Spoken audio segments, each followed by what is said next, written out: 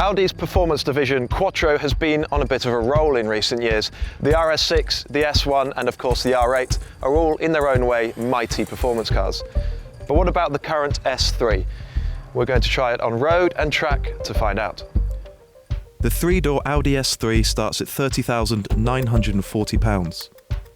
Its turbocharged 2-litre 4-cylinder engine sends 296 brake horsepower and 280 foot-pounds of torque to all four wheels. It'll hit 60 miles per hour in 5.2 seconds and keep going to 155 miles per hour. Knowing what we know about fast Audis, what do we expect of this S3? Well, plenty of straight-line performance for one thing, a good quality interior and a certain level of everyday usability. We probably also expect secure, safe, predictable handling. The question is then, does this S3 stay true to all of those points, or does it offer something a bit more? Let's be frank about this. This is a seriously talented sector of the market right now.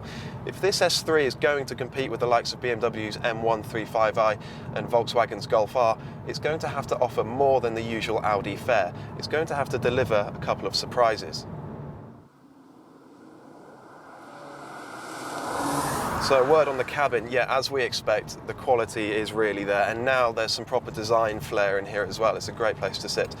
The seats though, they're just completely flat, there's no support.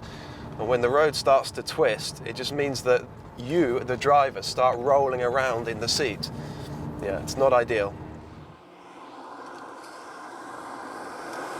Close to 300 horsepower then from this turbocharged 4-cylinder engine, and yeah, the performance, it's all there. From low down in the rev range right up to the upper reaches, the engine pulls really, really well. And with four-wheel drive in these greasy, wet conditions, you can use every single horsepower available.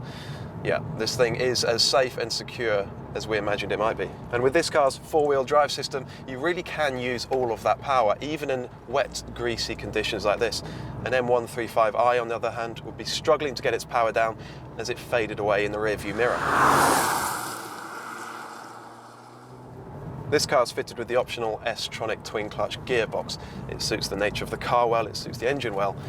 In automatic mode, the shifts are quick and clean, it works smoothly. In manual mode, the paddles give you a reasonable amount of control. Having said that, on downshifts, you don't always get them when you call for them on the way into a corner, and it will also change up automatically when you'd rather it held the gear.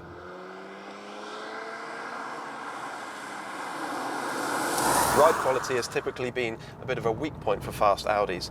Now these bumpy Northamptonshire back roads are a proper test of a car's ride quality, and as you've probably spotted, I'm jiggling about all over the place at the moment. We're on passive dampers here, so there's no option to slacken them off and reduce the stiffness. We'll see if the trade-off is a bit of precision when we start pushing harder.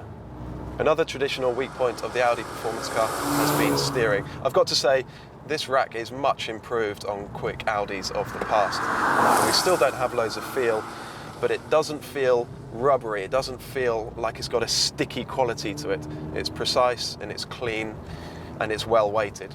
I can add some weight to it if I want by selecting the dynamic mode, but in reality that just makes it feel a bit more like an Audi system of old, a bit stickier, a bit more rubbery. Best left in comfort mode. Audi's configurable drive mode system is called Drive Select. Press the button here and I can choose between an efficient mode, a comfort mode, an automatic mode, dynamic and individual. As already discussed, the dampers are passive, so we don't gain anything in switching from comfort to dynamic mode. We'll also leave the steering in comfort mode as it is, but we will switch to dynamic to get the sharper throttle response and the quicker gearbox mode. So let's turn it up a bit. This is the real question. Does the S3 deliver as a driver's car? Does it entertain? Does it reward when you start to push a bit harder? Well, first things first, we do have those traditional Audi qualities. Stability, we've got grip, we've got predictability, but we want more than that. We want a bit of engagement. So let's try and describe what this thing is like when you start to thread it through a sequence of corners.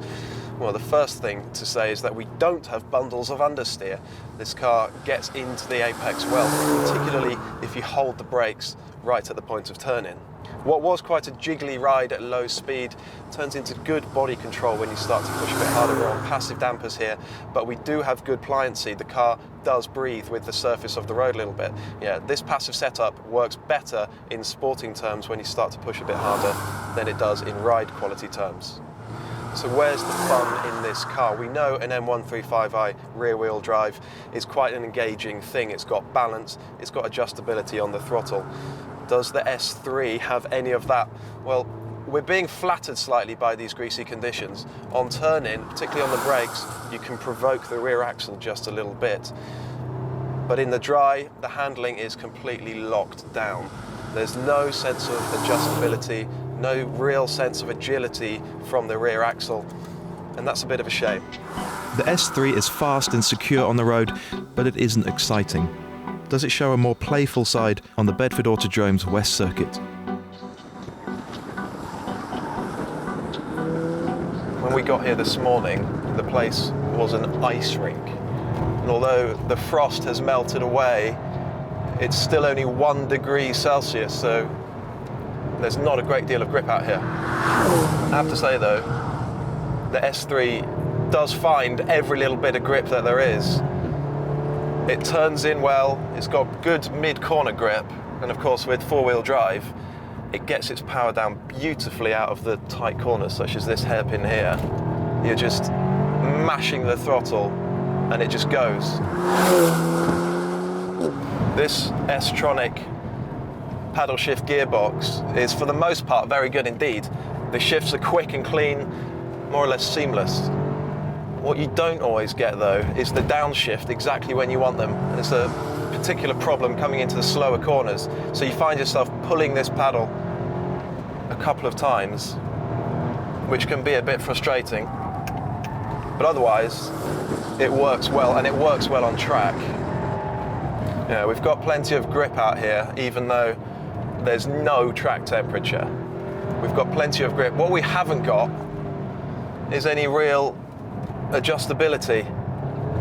You can just about bring the back end into play. You can just about provoke the rear axle with momentum on the way into the corner. But what you absolutely cannot do is bring the back end round under power. No matter how hard you stand on the gas or where you do it in the corner, you never get the rear axle coming round in a four-wheel drift. It just doesn't happen in this car, which kind of makes it a fairly one-dimensional track car. It's just grip, grip, and managing understeer. It is possible to provoke the rear axle off throttle on the way into corners. I think what's going to bring our fun to an end today with this car is the brakes. Yeah, they're just not cut out for proper hard track work lap after lap. They're starting to go already after just a handful of laps. And I just know that when I pull into the pits, we'll have smoke pouring off them. But when they're within operating temperature, the pedal feel is good and they are strong. They just don't resist that fade very well. So what about the engine? We've got this 4-cylinder turbo engine, 300 horsepower. And it's giving us plenty of performance around here, I have to say. It's got strong, strong torque, but on circuit we're driving it more on the power band. We're right up at the top end. And it's got a good, usable top end, good reach up there. And it pulls hard all the way to around 6,500 RPM. Yeah, plenty of straight line performance in this thing. I suppose the important question, the one that really matters, is whether or not the Audi S3 is actually any fun on the circuit. There's no doubt it's quick, it's got plenty of grip, it's got tons and tons of traction. It's all very stable and very secure on circuit, but it's just not that exciting. And that's a shame. There's no way of bringing the rear axle into play under power. So it just makes it feel very benign and quite unexciting when you're hustling it around a circuit. So what do we need from this car to make it more fun on circuit. I think we need more durable brakes first and foremost, so that you can do more than 4 or 5 laps before they start to die. And I think we also want a bit more adjustability under power. I think we just need a bit more torque going to the rear axle so that you can neutralise the car and perhaps even make it slide a little bit under power. As it is,